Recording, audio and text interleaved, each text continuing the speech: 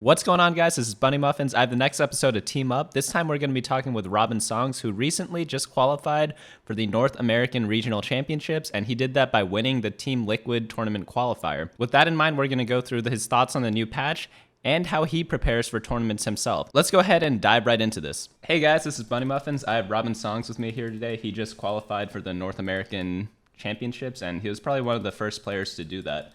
So, Robin, why don't you start off by telling people a little about how you got started in TFT? So I started playing in set one, not like in beta. I played like Summoner's Rift for a bit, and then when TFT came out, I had like no interest in it at all. And then, you know, a couple of my friends said like, "Oh, like you should try playing TFT. It's pretty fun actually." So okay, I tried it out. And at first I was like really bad. I didn't even know what I was doing. Like, you know, but that's probably the same for like a lot of people. Yeah, I was hard stuck like platinum for a bit while all my friends were like masters. When it came out, I was like, oh man, I feel so useless.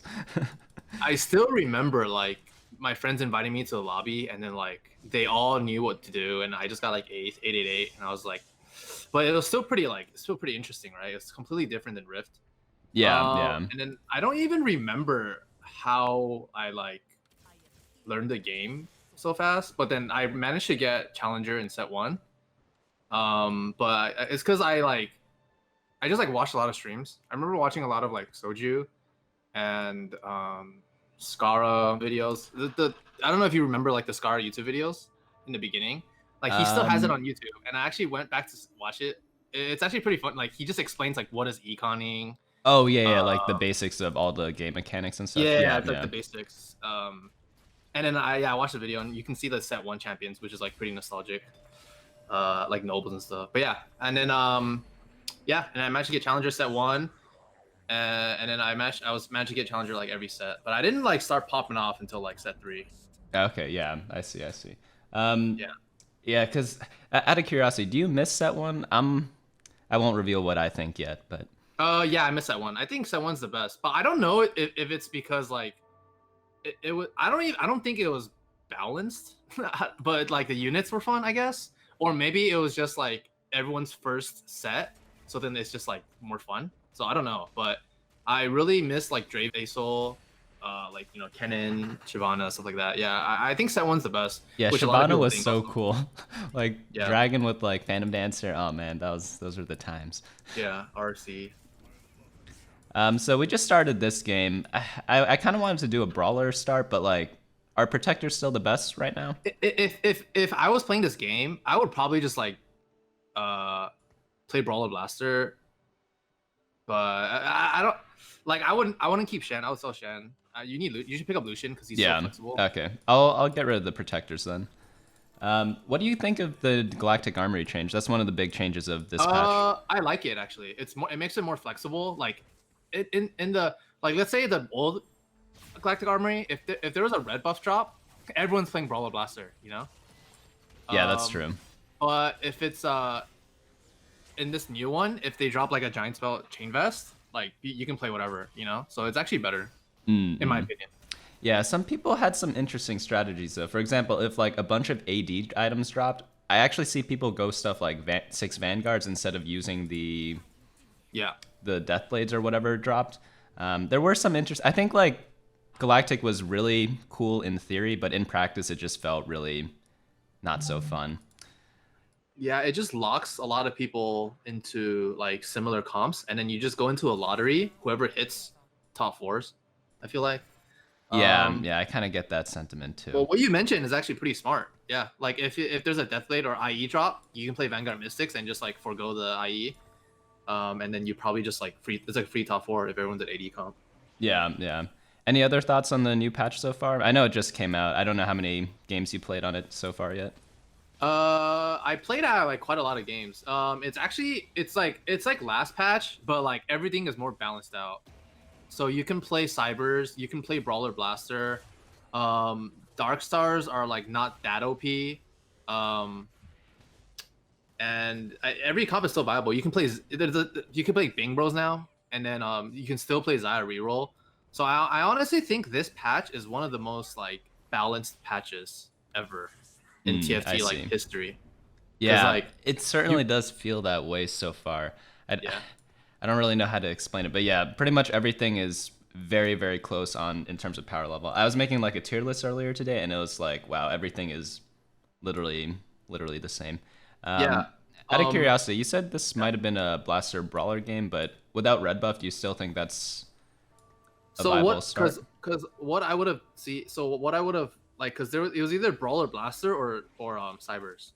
Because like in the beginning, it was like you got a lot of brawler frontline, right? And then you have Lucian. Yeah. You also had like, I think I saw you had Leona and Fiora. So then that gives me direction to either go brawler blaster or cybers depending on what I hit. Like I would Okay. never go like, even if I don't have red buff, it's fine. You have 2 swords. It can be double GS, and stuff like that. But Yeah, okay. So you wouldn't have slammed IE there? no, I wouldn't have slammed IE. Okay. You had a glove, right? No, Yeah, I would yeah. slam IE maybe. IEGS is still fine. Okay. Yeah. So from here, even with the hat, you're still thinking if I get a bow, I should still try to go brawler blaster, or is it too late because I sold all the guys? Since you have I a could also Shaco, go you can crit. probably go Dark Stars, but you don't have any Jarvins. That's the problem. And I feel like the Rakans are kind of useless. Okay. Yeah, I kind of got stuck between the two comps. Because you have I wasn't Lucian really pair. quite sure who to go, and then I just ended up keeping half of each, which is probably the worst thing to do. Like usually, what gives me direction is if I get my carry, right, my early mid game carry, like Lucian. If I get Lucians, I'll go Cybers or Brawler Blaster. If I get Kog'Maw, I'll go Brawler Blaster. If I get like a protective frontline, I'll just go like the old comps like the Star Guardian. Oh, you hit Rakan too. I have to complete that, right? Yeah, so I guess you just go some sort of Shaco build. protector. Yeah, you can go Dark Stars from here, I think. Yeah. Because you have a lot of swords, but then you're missing Jarvan, which is like. Yeah, I am missing Jarvan, but I do have like 2 fantastic Jhin items. Unfortunately, nothing for Shaco. I'm actually not too sure what to play here. Maybe just keep the Blitz in because he's the best unit, and then sell off the Lucians. Yeah, you made Rabadons, so that kind of like that's probably not a cyber game, right? And then Oh wait, I could go Sniper from here actually, I think. Astro Snipers. Yeah. Because I have Hat, Tier, and then IE, and Sword and Bow for Jhin. Yeah. Thing about Astro Snipers is that you kind of need to build up like a brawler or Vanguard frontline, and then pivot slowly into like the Nautilus Wukong or Blitz Wukong or Blitz and Nautilus and Gnar. So I don't know, dude. This is the problem. Like this meta is so flexed. Okay. Yeah, it is really difficult to It's play. like it's so easy to get lost. It's actually so easy to get lost, and then you just like end up like not playing as efficiently. And yeah, and holding 10 different comps lost. like I'm doing right now. Yeah. Yep. Like I'm lost just watching. I don't even know what to do. Okay, here let's just focus on the content then. So I want to move on to the main topic of how you prepare for tournaments, because I know that there's a big difference between how people prepare for solo queue and how they prepare for playing versus other very strong players. So is there anything that you do prep-wise that is different, other than like the basics or the obvious ones that are just like scouting your lobby and seeing what people go for?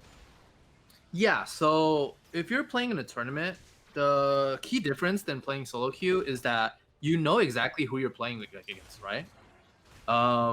So if you want to like increase your chances of winning in a tournament, you actually have to like look at everyone in the lobby and then lol chess all of them, and then look at what they play. And then depending on what they play, you can, if you're like a flexible, like if you're not a one trick, you can kind of choose like what you should play depending on what they play. So what I did for the Liquid tournament was that I looked at the lobby, sorry to right? interrupt you. Guys, in case you didn't know, the way he qualified for the North American Championship was by winning the Team Liquid tournament, which was one of the 2 tournaments which actually had slots directly into that qualifier. Go ahead. Yeah, so the Team Liquid tournament, I like looked at everyone. I knew IU was a cyber one trick, right? And he's like not gonna play something else for sure. So then that's a one cyber one trick. And then I saw that Bowie also like played cybers. He was also like a cyber one trick. Okay, so that's 2 cyber one tricks. Vanguard Mist. And then, That's perfect for you because you're a Vanguard Mystic yeah. So like specialist, right? I spammed Vanguard Mystics and I was like pretty good at it. But then if in the tournament everyone plays like Star Guardian or whatever, then I wouldn't play Vanguard Mystics. Yeah, you know? yeah. But then there a lot of people played AD comp, so I knew like my biggest chance or like my best chance of winning is to just play Vanguard Mystics like every game. Um, And that was just and based of those two people you scouted. Did anyone else's match history point you in any other direction, or were you just like saying, since there are two people who you'll always beat with 6 Vanguard, you're just gonna spam Vanguard Mystic if you can? yeah, so there was another guy, and I saw his match history. Not everyone's match history is like clear, like what they play, right? Yeah. But this other guy, he kind of played a lot of Xayah reroll. So then 6 Vanguard's also good against Xayah reroll, you know? Yeah, that's true. So that like solidified it. Honestly, just having IU in the lobby made me want to just spam Vanguard Mystics every game. Because having one cyber player in the lobby just makes it so much better for you. Like if you face him, you do like 20 damage to him every round, and then you just like, and you can just cruise. Yeah, they're But the getting only 7 thing damage, that yeah. I was afraid of was I'm pretty close with Asian Gamer, and he told me beforehand, he knew I was gonna play Snake, so he actually prepped by learning how to play Star Guardians to counter me. That's And that's then interesting. and then yeah, he told me like he was gonna play Star Guardian, and he told me not to play. He told me not like don't pivot. I was like okay. But then and then yeah, he played Star Guardian, but like luckily for me, he didn't play that well. And then he like he ended up like getting 8th a few games. So then it made the lobby much easier for me. Okay, yeah, because once he's out, he does like Yeah. in so that type of tournament format where you have to get second or first. It's once you lose the first 2 games, you're kind of just morale goes down the roof, right? Yep. And yeah, and then I would just say like to prep for tournaments, like just get to know your opponents. It's very important. Okay. And does your Um, playstyle change at all in these tournaments? Yeah. So Because in a lot of tournament- people are saying like, oh, this person's super good in tournaments, not so good on ladder. What exactly makes them that way? So like like there's like one thing is like nerves, right? Like some people get like really nervous in tournaments and then they don't play optimally. Because they're like, oh, like a lot of people are watching me right now, or like, oh, what if I like they think too much or something? That's one thing. Another thing is probably like they're not taking enough risks, I feel like, because a lot of tournaments only the first place Yeah, it's very person top or heavy, second- right? Yeah. Yeah, only like the top 2 or top 1 person moves on or wins. So you actually need to play like a 1st or 8th playstyle. You have to play like a Soju playstyle. But some people just like probably just like play like scared or like a top 4 playstyle, and then they end up getting like 4th or 3rd, and then they don't move on. You know? Yeah. So, and there's also a lot of luck involved, to be honest. Like.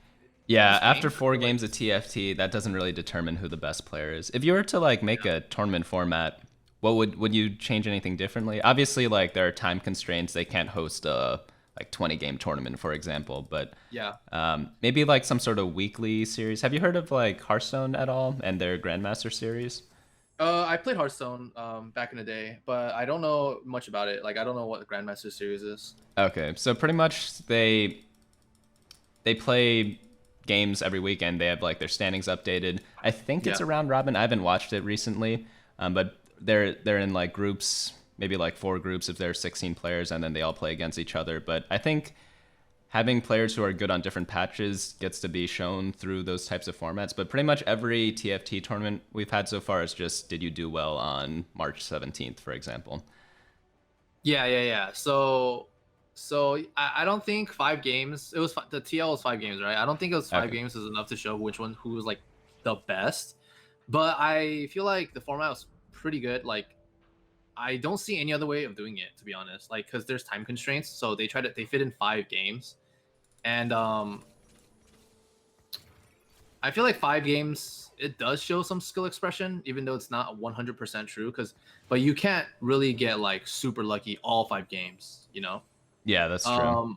And like the people in our lobby, right? There's like challengers, and then there's like masters, and then grandmasters, and then like the broadcasters, whatever. People like me and like M3 and Simple Plan, we were all like we're all challenger, right? And Simple Plan was challenger for the. Yeah, I think he there's was, like one master player.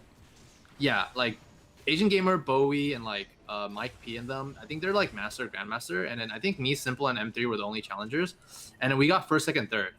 So Yeah. it does have some skill expression, in my opinion. Yeah, for sure. So you're saying like other than going 1st or 8th, it's like, does that mean you should always practice going for like a 1st or 8th playstyle when you're playing on ladder? if you are, since you're already qualified, you don't really need to get any more ladder snapshot points, for example.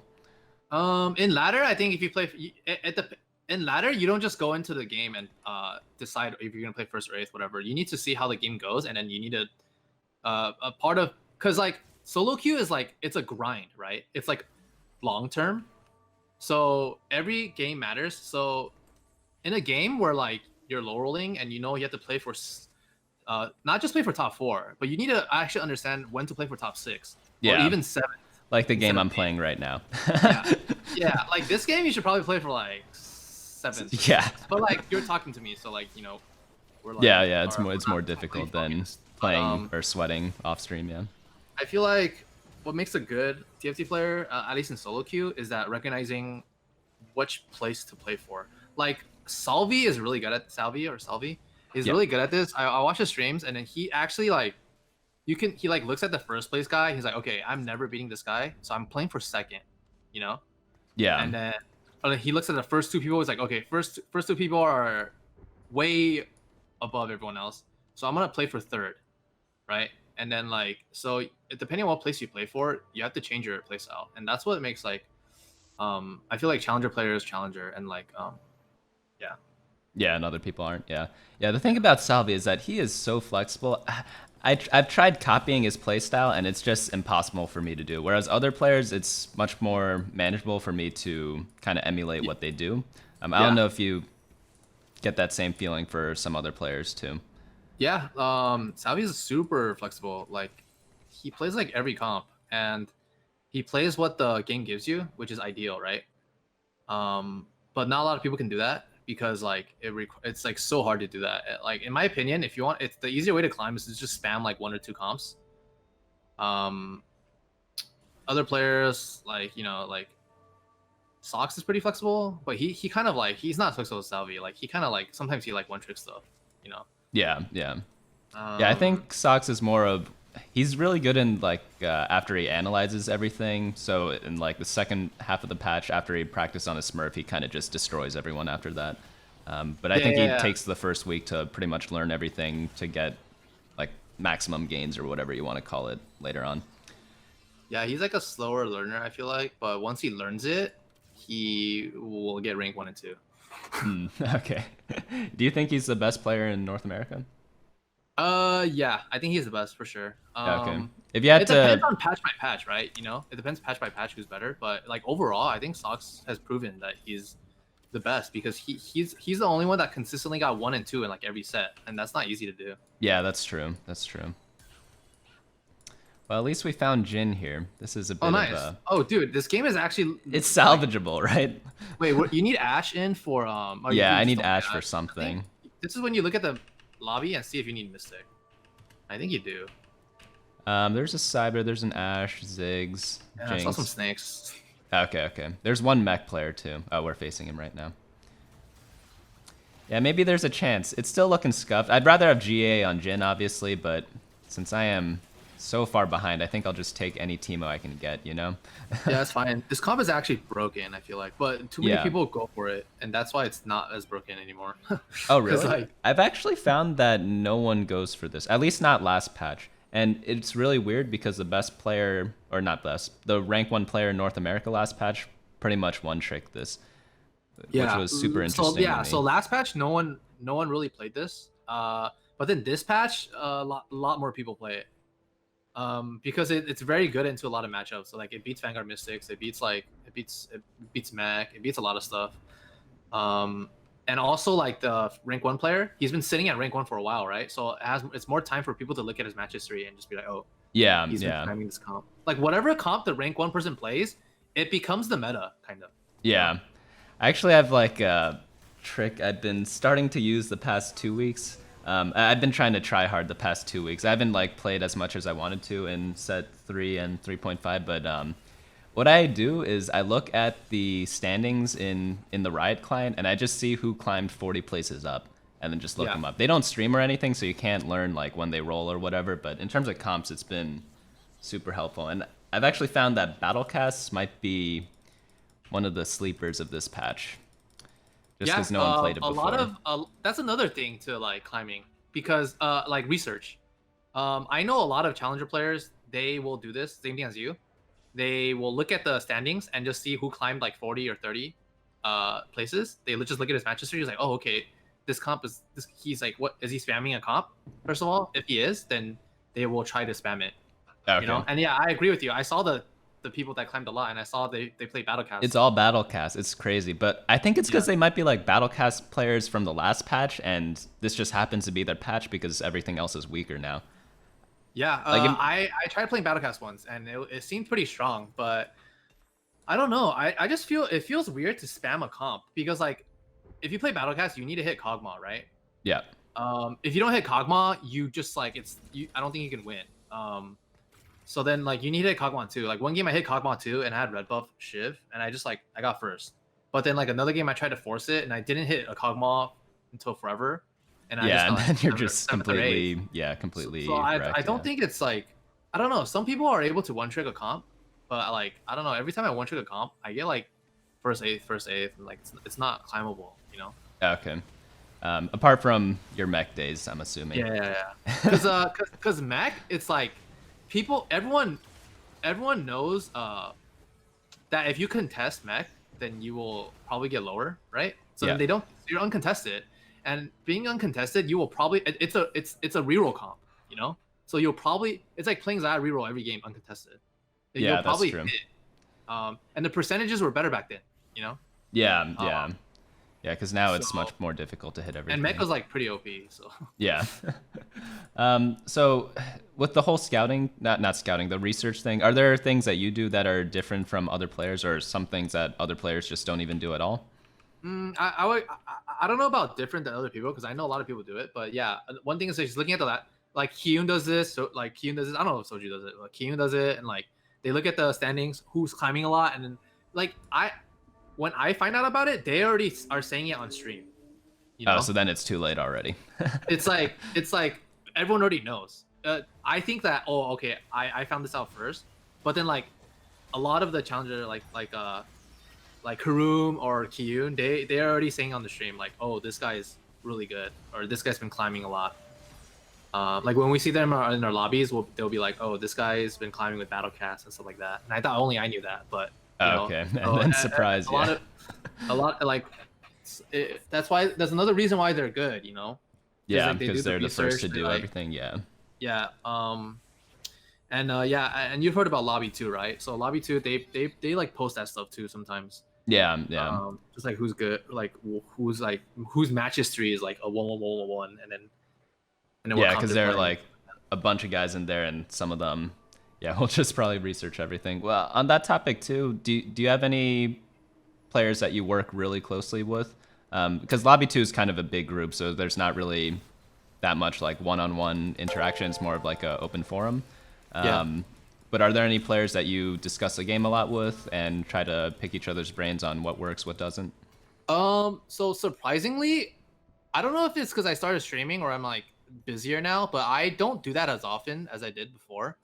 Before like when I started streaming and stuff like that. Oh, you got Teemo too? I'm so sad because I could have had perfect item Jin, perfect item Teemo with Ludens, but I just have to complete this. Oh no, that's fine. Complete it. Yeah, complete it. That's kind of perfect item Teemo. I can put this on like Karma, right? Just for the stats. Let's see. It's Ludens, right? Yeah, just put it on. Yeah, put it on Karma. Put the tier on Karma. I just jam Ludens, I think. Yeah. You save the Nico for Jin when you get it. Yeah, if I hit him. I mean, we hit the comp, so maybe there's a chance. Dude, this comp is so broken. I know, it beats everything for some reason. I don't know how, because 2 patches ago, it was never played by anyone. Dude, Team was just broken. And wait, there's another trick. Like, oh, did he get 8th? No. Almost. He's 5 HP. Oh wait, there's an obelisk here. So Cybers usually beat this comp. But the key to play against Cybers with this comp is you have to clump up. If they have Echo, you actually just like clump up in one corner, because they don't have any AoE damage, right? You just clump up in one corner, and then they'll just all run to your Teemo and they all die. I see. But that's only against if you're like going against a Cyber guy, you know. So you don't know yet, because you might face like a Fizz person, and he might just like wreck you. Yeah. I'm not really too sure how to position this comp. The way that just make sure your Nard doesn't get shrouded. Okay, just make sure of that. and you're shouting, and just envision in your head what way the Gnar is gonna like attack, right? And then that's where you want him to like. It's like this against this person, your Gnar is okay because he's attacking in that diagonal, right? And he's gonna so he could still reach those people. Oh, I see. Yeah, I see. he'll probably reach. Oh no, he got Ezreal. That doesn't matter. Right, nice. I think you win. Oh, nice. Cool. Nice. I guess GA is a good insurance policy, but so GA on Teemo is like okay. I would say it's pretty good. I just couldn't afford to get the Ludens on him this game by selling him. I don't think. Yeah, I think more damage is better, but it's because he doesn't die. Because like he would only die to infiltrators, right? But then if infiltrators jump on him, he'll just throw a bomb right in front of him and they'll die. So he actually like doesn't die. Jin is the one that dies if infiltrators on him. Yeah, that's why I see like. I don't want to say the guy's name. Horny Kuramex. He always puts GA on Jin. He changed his name though. It's Jigglypuff King now. Oh man. I guess I could corner my dude since I'm not facing the blitz anymore. Yeah, there's a Zephyr on. Or you switched. Yeah, there's a Thieves Glove Zephyr over here hitting the Ashe. Yeah. Look at that sweat. Look at this sweat. Sweating while doing an interview. You out sweated him. Oh man. Yeah, what were we talking about? We were talking about if you work a lot with a lot of other players, but you're saying like your stream since you started streaming, it's been a little less.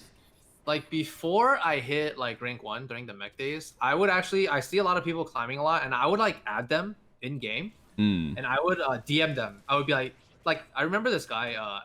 I don't know if it's Sojin. I don't think it is. It's like I forgot his name, but. He was playing. It was when Dark Stars were pretty OP. He played Dark Stars every game. He hit like he almost hit rank 1. And I added him on my buddy list and I DM'd him. I was like, hey, like, any tips for playing Dark Stars? And then he would just tell me his tips, and it would help me a lot. Yeah, I would just like add random people and just ask them tips on like random comps. But now I don't really do that anymore. I don't know why. Okay. I just watch streams now. I just like watch streams and stuff like that. Yeah, I won't lie. When you brought Cottontail onto your stream that other day, that was one of the most informative, like stream sessions in a very long time, from what I can remember. By the way, would you donkey here for the upgrades just because I'm solo? I think so, right? Do you have Mystican? You have Force. Wait, is this? Oh, I have Fawn. That's why I'm pretty capped. Oh, okay. Yeah. So your comp is actually capped. You want Lulu over Soraka. Yeah, over Raka. But do I want a donkey to Nico the Jin or? Oh yeah, I think you do. I think you do. But it's oh nice. Do I play it right away? I think you put it over either Karma or. Oh no, I'm too late. so I heard 2 Dark Stars is not a real synergy. So I think it's actually still Karma for Lulu. But Celestial is actually super important because it all the healing for everyone. Yeah.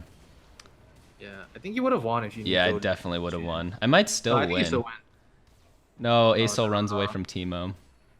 Oh wait, you might win. Oh wait, it's a Xerath. You win. Oh nice. That's so clutch. Oh man. Wait, do you still have Nautilus 1? Okay, I think it's good to roll because you can. Roll. Okay. Oh yeah, because I don't need level 9. It's good to hit Nautilus also. It's pretty important. Yeah. So play Lulu over Karma, you said, even though she's level 1. Because Soraka's 2. You need Lulu in though for sure. I just don't know if it's Karma or Soraka. You can put your Ludens on like Ashe now though. Okay. Yeah, it's an Ashe one, but whatever. I think Luden's Ashe and like Winston's Ashe. And then if you had find Ashe 2, it's pretty good. Okay. So this is a difference in playstyle. A lot of players would go 9 here, right? Because they don't think rolling for a Ashe 2 or a Nautilus 2 will make that much of a difference. But I would roll. Okay. Yeah, I think just because I was so low this game, I'm happy that I'm not last right now. I'll be honest with you. Yeah, you just play for like right now. You're probably playing for a top 4. Yeah. So then that's why you would roll. Oh shoot. Maybe not anymore. Since you lost it, you for sure roll. Yeah. You wait. Oh, we got a Zephyr. That's so big. Oh, nice. The thing is, so since both these 2 are full items, I probably shouldn't put them on this square, right? Since I probably want to Zephyr that square. Yeah. It's tricky. I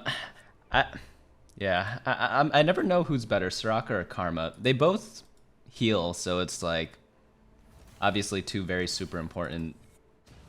I think if it's Karma 2 and Soraka 2, Karma might be better just for the Darkstar. Like, people say it's a fake synergy, but that extra damage on your Jhin is pretty good, I think. Yeah, okay. It's okay. Next game. I'm looking for Gnar and Ashe. Okay. Or not Gnar, Nautilus and Ashe. Or do I really need the Ashe? I don't know anymore. This is the thing. No, you for sure roll, because you're at 3 HP. And you have 2 items on Ashe. So getting Ashe is pretty big here. Yeah, okay. Because if you didn't roll, you need to sack like 3 or 4 more matches, and I don't think you're going to last that long, right? Yeah, okay. So I might as well just roll. If you're at 2 lives, maybe. Oh, man. Was that Ashe 3? I got an Ashe 3. Is that for the Ashe? Yeah. Oh, but man. he also has a Zephyr. Oh, wait, he's got Lulu too. No. Wait, he's the upgraded version of you. Yeah. He's me, but you might win, though. Oh, wait, we killed the Lulu. Oh, we actually beat him. Oh, and we knock him out. Oh, sweet. We got not 8th. Wait, it's not over yet. Yeah. No. No, it's the 7th.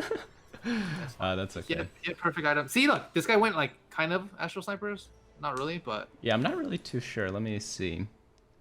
He's just doing 2 Sniper with Ashe instead of Teemo, I guess, with Vanguard. I have no idea how he got Ashe 3. Or he has... No, wait, he's 4 Darkstar, but only 1 carry. Yeah, I have no idea either. Ashe is super, super contested, what level is I feel he? He's like. level 8, right? He has a Lulu 1, 2, too. 3, 4, 5, 6. Yeah, he has level 8, yeah. It's okay. So just kind of closing out, do you have any future plans for TFT right now? Obviously so playing in the North American finals and hopefully the championships, but since you don't need ladder points anymore, are you going to take a different approach to ladder, or are you just going to keep trying to get all the top spots just so you can kind of know you can do it? I'm still, like, I played a bunch of solo queue games today, and then like Kyun asked me, he's like, why are you even playing? and I was like, I thought to myself, I was like, wait, yeah, why am I playing? Like, he's like, just for fun? I was like, I don't feel like I'm playing for fun. Yeah. So, I actually thought, I was like, why am I playing? And then I realized, like, oh yeah, I'm playing because I want to try to get top 10. Just so I can do it, and just so my stream can grow, you know, because like more people will come to watch your stream if you're top 10. Yeah, like, and you get hosted when you're rank 1 too, so it's when I hit rank 1, like it was so many people came, and like whoever's rank 1 right now, people want to watch your stream to see how you play. You know? Yeah. It doesn't even matter if you were only there for like a day, or like if you're a regular top 10 and just happen to reach rank 1 that day. That's what I've noticed too. Yeah, and rank 2 means absolutely nothing as well. Yeah, rank 2 means nothing. Like if you're rank 2, if you put rank 2 NA on your Twitch stream, like it doesn't, no one comes. But if you put rank 1, like a lot of like random people come. And like, yeah. So back then when I hit rank 1, like Skara hosted me, and that kind of like launched my streaming career, I feel like. And that's like, I have to thank Skara for that, because he likes to host like people with that's just starting out, you know. Yeah, Skara's very generous. Yeah, he's very, very, very nice of him. I don't know if he knows like how much of an effect he has by hosting people, but I'm sure he does. I think he remembers back when he was trying to get started. Yeah, he probably had someone help him out there, and he's passing along the baton, I guess. yeah, super nice. Oh yeah, also if you hit rank 1, Solus will invite you to lobby 2, because back then I remember I asked, like, me and Asian Gamer, we're like, dude, like, how do we get into lobby 2, right? So I asked Solus on his stream, I was like, hey, like, let me get an invite, or like, where do I submit my application, or whatever, just trying to be funny. And then he was like, oh, he was like, oh, hit rank 1, and I was like, okay, bet. And I hit rank 1. Right when I hit rank 1, literally like the second I hit rank 1, he DM'd me on Twitter the Discord link, like super fast. Nice. Like, dude, people know, like they know, like it's so crazy. Like, yeah. They'll keep looking at the standings to see who's climbing a lot, and then like that's what I'm saying. A lot of people do research, and then the word goes around fast. Yeah, TFT is kind of the game where it's definitely a lot of preparation outside of it before heading in. Yeah, for sure. Like, yeah, for sure, definitely. Okay. Well, that about wraps it out. Is there anywhere else we can find you other than your stream? In case you guys were curious, he streams on twitch.tv/RobinSongz. Is there anywhere else where people can find you? Yeah, you got also on Twitter. It's the same, RobinSongz. And that's basically it. Just I only use Twitter and Twitch. Yeah.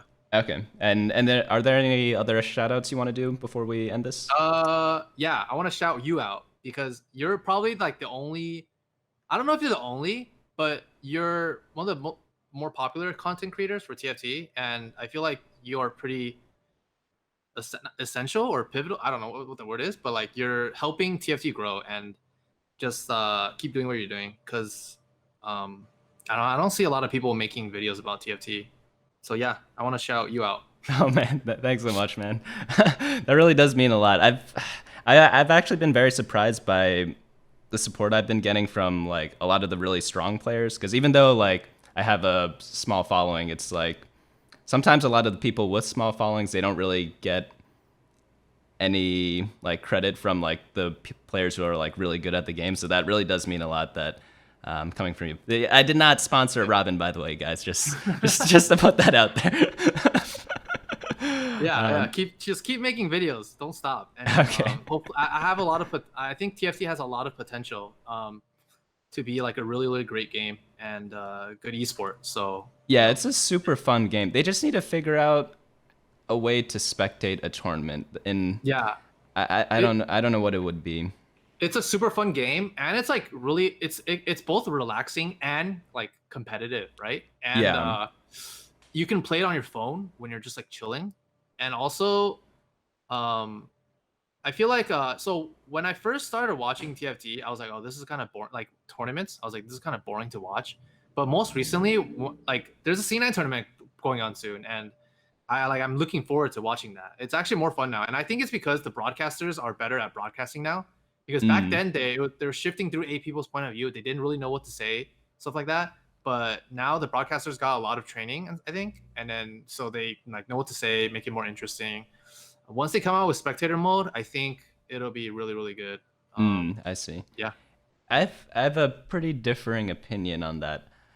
Oddly enough, For what? I think TFT is the Tournament? first game where I don't watch the mainstream and I watch the player point of view. I don't know if it's because of the whole Okay. pandemic going on where there are no like LAN events, so we're able to watch the point of view of the players. Because normally in every other sport, no one streams their point of view. It's all done by the broadcast team. I'm not too Yeah. sure if that's good or bad for the growth of the game or not. Because normally like the mainstream has of like I mean TFT is a very big game compared to a lot of the other games. It's not a Fortnite, but like still a pretty big following. But Yeah. I feel like the mainstream should be getting like 30 to 40,000 viewers concurrently. But right now they're like some of them struggle to get to 500, you know, because everyone's watching Soju's point of view, for example. Yeah. True. But it's not that it's a bad thing. I think it's just because there are no LAN events and it's all online because of the whole pandemic, and that might be affecting it too. It might be out of everyone's hands. Yeah. Like if I were to watch the C9 tournament, I would watch probably like Soju or Kian's point of view. But Yeah, I would like yeah. switching and stuff. And that's not anything against the casters. Like I watched Yeah. Frodan for like 3 years in Hearthstone probably. Um, but yeah, first like it's just more interesting to watch from the to follow one player. Maybe it's different for me and you because when we watch someone, we're trying to get better. Yeah. We're not really trying to get like entertained. So maybe it might be different for us, and maybe we're not seeing a different side of the coin. I'm not too sure actually. I think I'm gonna actually just like try both today and see, because I think if you watch the broadcaster's point of view, you kind of get a general idea, you know, of, like what everyone is doing. Yeah, because they'll Um, scout for you, whereas some players, even at the highest level, they don't- they don't scout. Yeah. No, I know Soju does not scout, like rarely scouts. He doesn't. Yeah, I don't know try that how hard. he's so high without scouting. Because for me, a True. lot of my wins, I'm like, hell yeah, like I scouted this, and that, put my shroud here, dodge this zephyr there, or like, Yeah. Soju, like on stream, he rarely scouts, and he always like finishes pretty good. So Yeah, that just I don't shows know that how he has does a it. Good understanding of the game, you know. yeah, he gets such a big advantage everywhere else where it doesn't even matter that he's not scouting as much. I mean, he still scouts, just not as much as other players. Yeah, he just like zooms through them, and he doesn't. He barely moves his people. Yeah.